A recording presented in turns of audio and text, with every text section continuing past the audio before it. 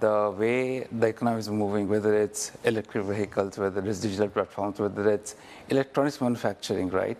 All this requires the chip industry to domestic production of chips. So I think India is taking baby steps.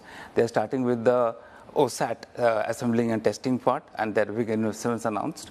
I think it's a good beginning, and it's very much required for the policymakers' vision to come through that India will be exporting 100 billion worth of electronics from India. Without a chip making base, that targets will not be met. So it's very important to have that to make a beginning on that. The concern that I discovered in covering the early stages of the early phases of the 7th-phase election is that there may be a risk that Narendra Modi may not get a mega majority. Is that going to undermine the economic agenda and undermine this momentum towards digitizing the economy?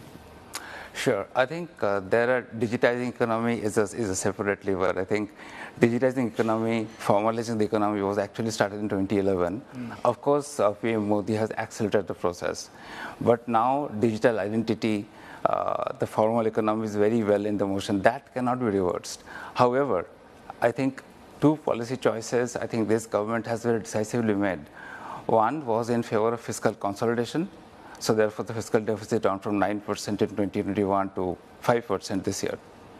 And second, to increase capex to GDP. So capex to GDP has gone from 2% to 3.5% right now.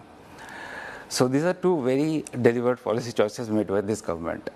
And also the subsidies or the incentives for semiconductors and other things that you're talking about, also deliberate policy choices.